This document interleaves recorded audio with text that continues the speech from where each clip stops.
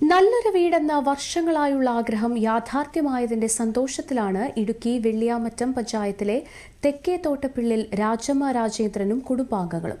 കേന്ദ്ര സർക്കാർ നടപ്പാക്കുന്ന PMAY പദ്ധതിയിലൂടെയാണ് തങ്ങളുടെ സ്വപ്ന സാഫല്യത്തിലേക്ക് ചുവടുവയ്ക്കാൻ ഈ കുടുംബത്തിനായത്. കാണാം ഒരു റിപ്പോർട്ട്.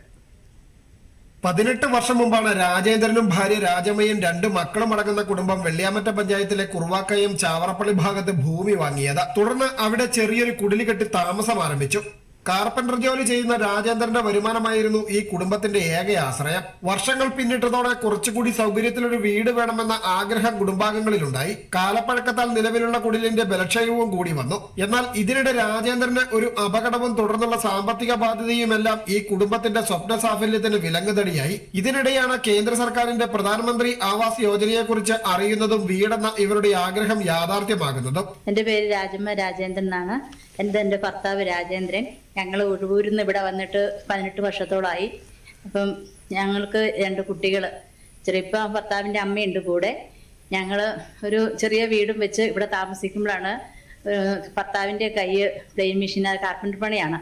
അപ്പം പ്ലെയിൻ മെഷീനകത്ത് പോയി അങ്ങനെ ഞങ്ങൾക്ക് കുറച്ച് കടബാധകളൊക്കെ വന്നായിരുന്നു.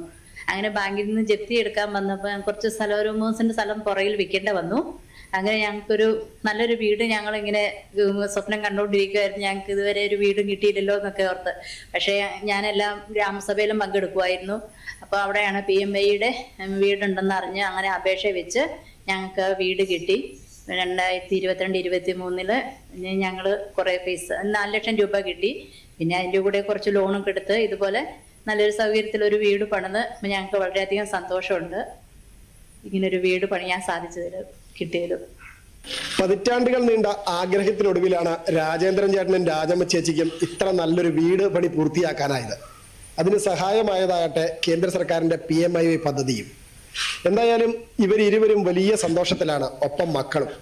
വെള്ളിയാമറ്റം കുറുവാക്കയത്തെ തെക്കേ തോട്ടപ്പള്ളിയിൽ വീട്ടിൽ നിന്നും cameraman Ryzen DS Ratheesh Krishna, Doordarshan news, Idukki.